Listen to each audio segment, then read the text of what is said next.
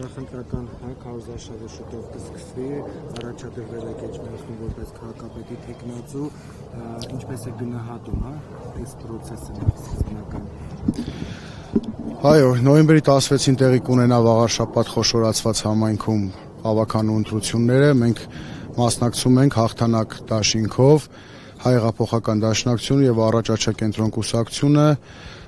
դաշինք ստեղծելու արդյունքում հայտ է ներկայացրել մասնակցելու ավականու ընտրություններին։ Ես ասեմ, որ արդեն բավականին թեժացել է, չնայած նա որ պաշտոնական քարոզարշավը լինելու է հոկտեմբերի 22-ին, բայց բավականին թեժացել է հենց ԿՊ-ականների կողմից, ինչ ֆորմատով ամենօրյա ճնշումներ պետական ապարատի, մեր թիմակիցների տարբեր մարդկանց, այդ մարդկանց բարեկամների վրա են մեծ ճնշումներ գործադրում, ովքեր պետական աշխատանք ունեն կամ մասնավոր բիզնեսներ ունեն։ Մենք ժամանակի ընթացքում մի քանի օրից մանրամասն կխոսենք, նաև փաստերով կներկայացնենք, բայց այդ ամեն ինչը սկսվել է հենց ինձանից, երբ իմ հարազատներին, բարեկամներին բոլորին պետական աշխատանքից ազատել են։ Ընտանիք կա, որ 2 հոգու են ազատել։ Պարոն Խաչատրյան, կասեք ձեզ որ ուժերն են սատարելու, արդեն հայտնել է, որ դաշնակցությունը ձեզ կսատարի, ուրիշ։ Դաշնակցության հետ Առաջ աչակենտրոն կուսակցությունը, որի գործադիր կոմիտեի նախագահն ես եմ, մենք միասին դաշինք ենք կազմել, մասնակցելու ենք ընտրություններին, այլ քաղաքական ուժերի մասնակցության մասին, սատարելու մասին այս բանը չեմ կարող ասել, որովհետև իրենց հայտարարությունները կանեն, մենք կիմանանք։ Իսկ ինչ կարգախոսով, ինչ ծրագրով եք ներկայանալու ընտրողին կա արդեն։ Իհարկե կա, ծրագիրը բացառապես կապված է վաղարշաբաթ խոշորացված համայնքի հետ, Էջմիածին քաղաքի հետ, Խոյ համայնքի հետ, գյուղական համայնքների հետ, որտեղ շատ աշխատանքներ կան անելու, մենք այս ընթացքում գյուղական բնակավայրերում տարբեր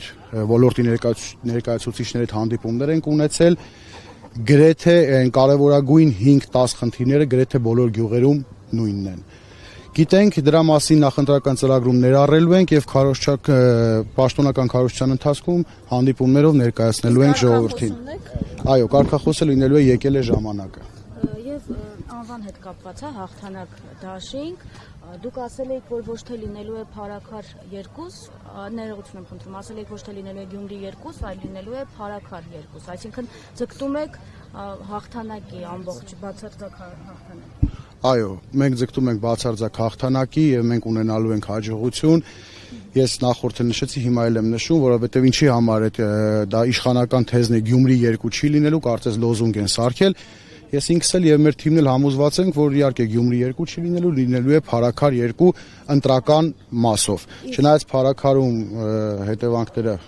ողբերգական էին, մեր լավ ընկերոջը դաժանաբար կյանքից զրկեցին, Վալոդյան մեր ընկերներ, հայրենասեր, ընկերասեր, շատ լավ անձնավորություն, որի համար բոլորս մեծ ցավ ապրեցինք։ Այստեղ ակնկալում են մարդիկ, որ ընտրությունները հանգիստ դարձնեն, որտեղ մտահոգություններ կան, քիչ առաջ ես հարցակույց էի իրականացնում, վախենում էին, ասում են մենք չգիտենք հիմա եթե հանկարծ անդիմությունը պարտվի, ինչ հաղթի, ինչ կլինի։ Դե հետևանքները չեմ կարծում թե տենց այսպես ասած կանխատեսելի չեն, դա ընտրություններից հետո կերևա, երբ որ ընդդիմությունը հաղթի, բայց կարծում եմ ամեն բան նորմալ կլինի, չնայած նրան, որ այսօրվա իշխանություններից ամեն ինչ սպասելի է։ Տեսեք, նախորդ երկու ընդդիմադիր համայնքապետեր, ովքեր հաղթեցին ընտրություններում, Վարդան Ղուկասյանը եւ Վալոդյանի մասին խոսեցինք, շատ ուժեղ ճնշումներ է հիմա ես մամուլով տեղեկանում եմ Գյումրու քաղաքապետի վրա, ընդհանուր մինչև մեքենան առանց որևէ հիմքի տանում են Տուգանային հրապարակ, դրանով փորձում են նաև վաղարշաբաթություն վախեցնել, վաղարշաբաթություն ցույց տալ, որ եթե քաղաքացիական պայմանագիրը չհաղթի, այսպիսի քայլեր կլինեն, ինչ որ լինում է Գյումրիում, ինչ որ լինում է Փարաքարում, բայց մենք այդ ամեն ինչից չենք վախենում, մենք թիմով շատ հաստատակամ գնում ենք առաջ հաղթանակի։